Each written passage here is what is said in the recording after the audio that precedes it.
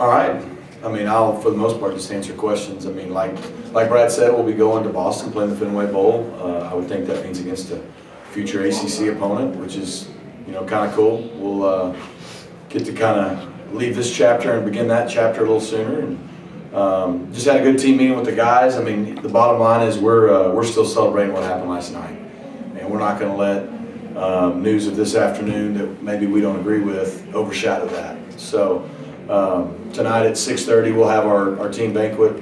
We will celebrate the ever-living you-know-what out of this team and these seniors, and we're going to have a great time honoring our seniors and celebrating this team that's truly historic and done some special things this year for our program. And then we're going to choose to, as coaches, go recruit for a few weeks. Hopefully our guys can get a little rest, get finals over with, and then we'll get some prep going, and shortly after Christmas have an opportunity to win the 12th game, which I think has only been done one time in program history, and hopefully go out this season and send this team out with a bang. So, questions? I guess just what was the reaction as you guys watched the show and it came up with Liberty? Yeah, we didn't watch it as a team. We had a team meeting at 2. We watched it as a staff. I kind of had a feeling last week when they didn't put us in the rankings it probably wasn't going to go our way. At that point, it's like, well, what else can you do? If you're not going to rank us after going 10-2 and went on the road at Memphis and some of the other things we did, but you're going to rank Liberty, for example, then what you're saying is the record matters more than the team, the quality of the team, who you played, who you beat. I mean, we're the only team that I know of in the Group of 5, at least that was in that conversation, that played 2 teams that are in the top 25. We won one on the road last night. We lost to number 12 on the road at their place, and so, we know what our team is. We know who we are. And that's the cool thing about this bunch. So when we had a team meeting, that's just all I told them, man. We kind of look back at last night a little bit. We haven't had a chance to fully celebrate the win like we will when we probably start our bowl prep like we would normally do on a Monday morning. But I just told them how proud I was of them. This was our goal. Our goal was to set out and to win the conference championship.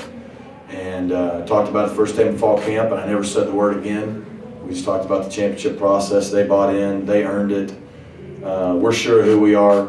I think our resume, the data, all the information speaks for itself. Most people involved understand what probably should have happened, but except for the 13 people making the decision, and it's out of our control.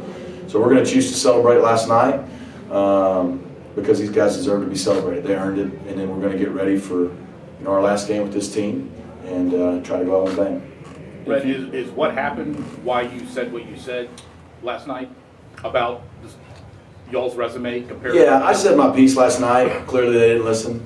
I mean, you can just go on any platform and see. You can listen to the guys who called our game. You can listen to the guys on the ESPN show. They were shocked. And look, give Liberty credit. It's a good football team. They deserve that opportunity too. There could be a scenario where both teams are deserving. I'd love to see what Vegas would set the line at with us and them. I have a feeling I know what it would be, but neither one of us will get a chance to play that game. But credit them. Jamie does a good job. They got a heck of a football team. Caden Salters from right down the road, heck of a player. So excited for them.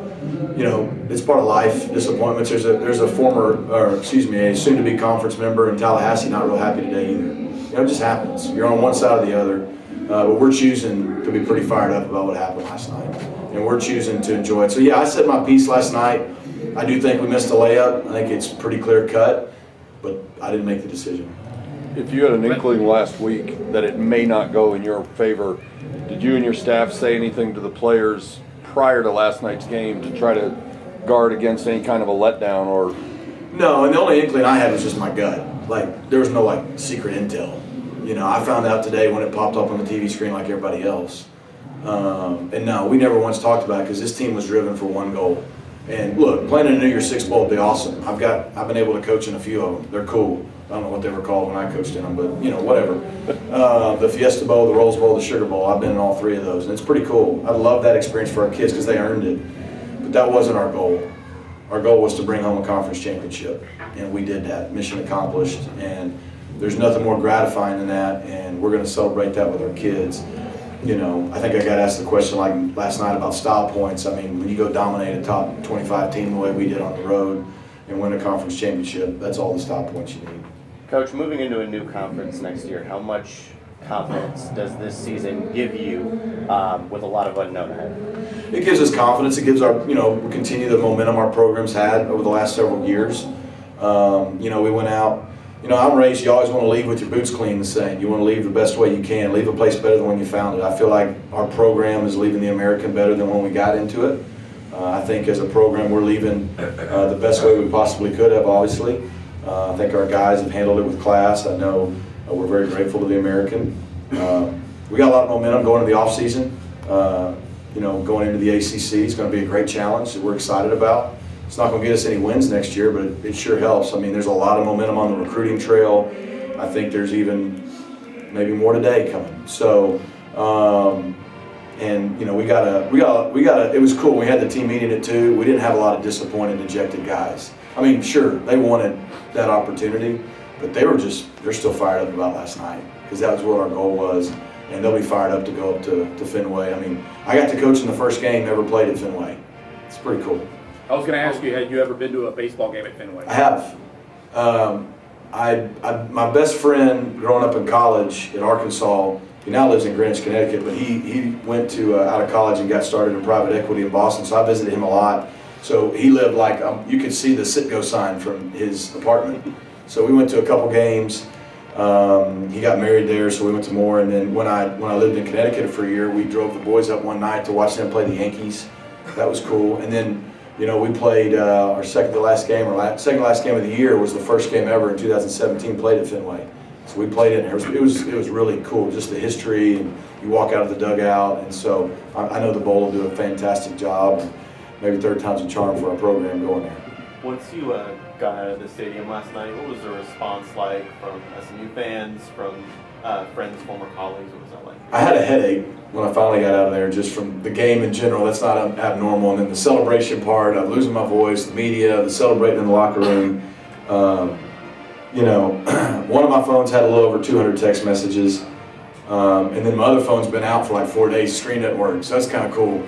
So it was buzzing a lot, but I don't know. So there's a lot of people think I'm being shady, but I'm not. Just so many SMU fans that were excited, so many former friends that were excited, And like I said last night, I mean, this is just really a cool moment for so many people over the last 40 years that love SMU, that know our potential, that have lived through a lot of the hard road back to where we feel like we're getting to now. It was really, really cool to give them that. At the same time, to just watch our players, the sheer joy of accomplishment, it'll stick with them for the rest of their life. You said last night after the cameras went off that you gave the honor of breaking the rock to Kevin Jennings, and he turned around and gave it to you. What did that mean to you, that a guy won a conference championship in his first start and he chose to give you the honor of smashing the rock? Yeah, I held back tears like 5 times last night. I'm doing it again now. Like, this year's been the hardest. 1, because we've broken 11 rocks. That's pretty good. But 2, like, each week, it's like, who do you give it to? Because there's like, it's not like last year's, hey, this dude threw for 400, or Rasheed did this, or he did, like, every game I'd look at Grizz and be like, who? And so we almost like alternated offense, defense, and, a lot of the guys that could have broken it last night had either already broken it or, whatever. And, I mean, look, Kevin Jennings did exactly what he needed to do for us to win that football game. He went out and played with confidence. He was attack mode. He didn't win the game for us, but he sure gave us a heck of a chance to do it. And I think you look at the first play of the game, couldn't have gone any worse. I guess it could. They could have scored on that play. And so when there's 10 seconds off the clock, you receive the ball and you're down 7-0, that's not good. And from that point on, we beat them pretty good. But for Kevin to go out the very next drive and it just didn't even rattle him, and that wasn't even his fault, but still, the first play, like, pretty incredible. And so I just thought his poise, and even when he threw the 2 picks, like just the way he kept responding, he made some big time plays, scrambling, hitting guys on 3rd down. He did exactly what we thought he'd do. I think the world saw he's a really good football player. So it just felt fitting to let him break it. I mean, and so I handed it to him, and he did the fight song. I thought my job was done, and then him and Coach Grizz had other ideas, and that was cool. And I hit it dead center. Keeping with Kevin, just what does now do for him as he gets this time during bowl prep and then another start just in his development for it? It does a lot. I thought you see the explosiveness, the way the ball comes out of his hand, his potential. And I didn't think he was careless with the ball. Yeah, he turned it over twice, if I don't count the first one being on him. But the first one wasn't a bad read, just threw it behind him in a little bit of duress. Second one, I'll be honest with you, I haven't watched the film yet because I don't care. But when I do watch it, I'll have a better idea what happened. But I thought he played really well. But he'll get better now, getting the full prep for another week or two, and then getting to play in another big-time game, against a really quality opponent. So it'll be good for him, and feel good about our young quarterbacks because Preston will make a full recovery, and those guys ended up being exactly what we thought they were, beginning of the season. But does part of you think that the committee did not watch y'all's game yesterday? I wouldn't know. I mean, there was another big game going on at the exact same time. If you watched our game and you watched the game on Friday night, anybody who knows football couldn't have deduced anything different than who would give Oregon the best game. But it doesn't matter. Nobody cares what I think then. They don't care now. And we're, again, good for Liberty, good for us. Like, we did what we needed to do, and we're going to choose to celebrate this team, and we're going to choose to try to finish this season on a high note because, again, it would have been great. It'd been a lot of fun, but it's going to be a lot of fun to go to Fenway, and we're worried about us, and we know who we are. We're very sure of who we are. And, I think we've shown the country who we are, and everyone else's opinion is really out of our control. How gratifying would it be to get that 12th victory to share with that 1935 team?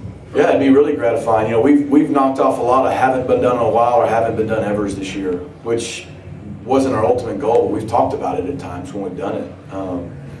We haven't won a bowl game here in a while. We need to try to accomplish that.